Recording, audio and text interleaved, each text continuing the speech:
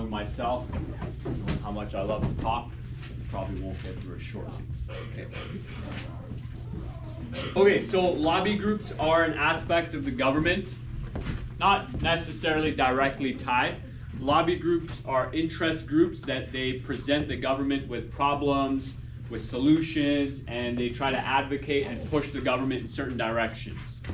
Okay, so a lobby group can be on any issue that might face Canadians. And how many of you have heard about Mothers Against Drunk Driving? Any of you? No, that's so sad. Yeah, you've heard about it. Okay. There might be other groups associated with that now, but again, MADD, M-A-D-D, Mothers Against Drunk Driving, is, from my understanding, a lobby group, but they're always advocating for more education and changing legislation around any type of vehicle accidents that involve alcohol. Okay. Because typically, you know, people unfortunately die. And one of the real tragedies of life with drunk driving is it's usually not the drunk person that dies. It's usually the other people. Okay. But a lobby group is a special interest group. It can also be corporations that are trying to urge the government into making a decision that may benefit their interest. Okay. Which sometimes you come into problems or challenges when it's a corporation and, you know, a business. What is the primary interest of a business?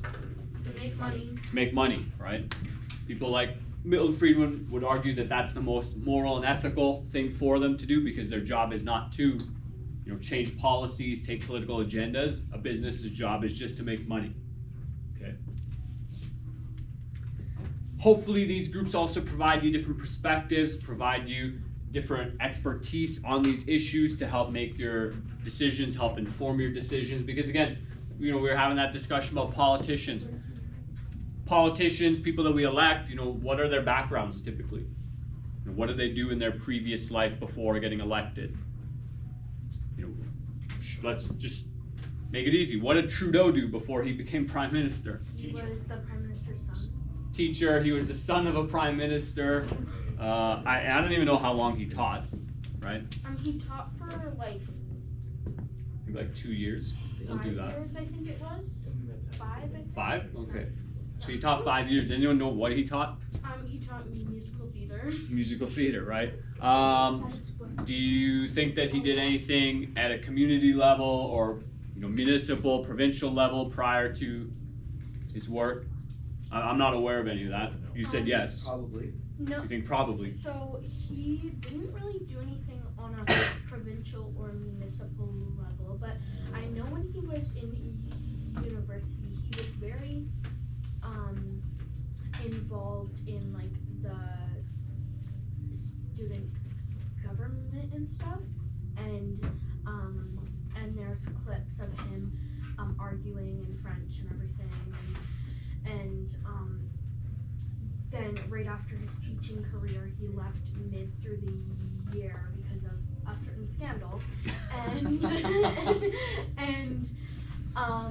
he became a MP for the Liberal Party in Montreal constituency. Okay, so a lot of people who get into politics, you know, maybe they did some stuff on their university campus with student groups, or maybe the student governance system. A lot of them will do nonprofit work with various organizations as well. It's not common that, you know, someone who's already in business or someone who's already highly successful in their own field just makes a shift into politics, right? Which may or may not be unfortunate, right? But yeah, a lot of them don't have all these various expertises, and so it makes sense that they have people around them, a team of people who are experts, who have achieved some degree of success advising them. Sometimes a lobby group can have those experts, although not always. Okay. A lobby group must register with the Commissioner of Lobbyists, and they're governed by some piece of legislation, the Lobbying Act, right? So they're not allowed to just go freely. They have to report all meetings with public officers and report the subject matter of these meetings. So, you know, again, this is an attempt at accountability and responsibility. Although my question to you would be, does anyone even know where you could find this information? Oh, Has- online? Potentially, right? Have you tried looking? No, I'm Right. not very interested.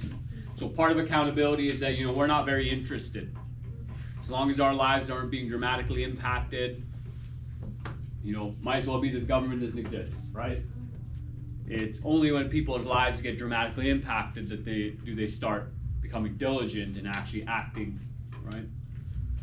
And you're seeing a lot of that with school boards and parents in America nowadays, right? Where I think, I don't know how true this is, but I heard somewhere that the FBI or one of their top agencies in America put parents as like on the most wanted lists in America just because of how they were addressing school boards and the issues that they were bringing up. So, again, it's not until a problem, for most people, it's not until a problem comes to their doorstep or right into their house that they actually start thinking about how do you solve that problem, right? Which I think is true of many people's lives, has been true in my life as well. It's like you keep pushing that issue off because you don't want to deal with it until it becomes a severe problem. And maybe then it consumes your life, right? So anyways, it's unlikely that most people even go to Google, hey, what did this lobby group discuss with that politician? Like, what did this corporate interest have to say with that politician? How many of us even know how often they meet? So that MLA person you mentioned might not show up to community events, but who knows, maybe they're going to these meetings with different groups, right? And maybe are benefiting in some way or another, right? Because of that, I don't know, right? It's all speculation.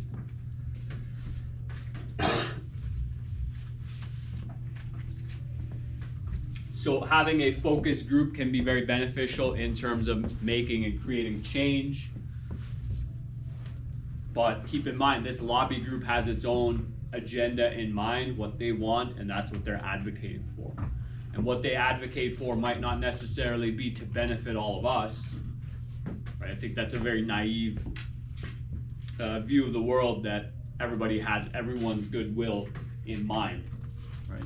Most people are self-interested, ourselves included, right? It's very rare you meet people who are just out and about all day in the service of others. It's very uncommon.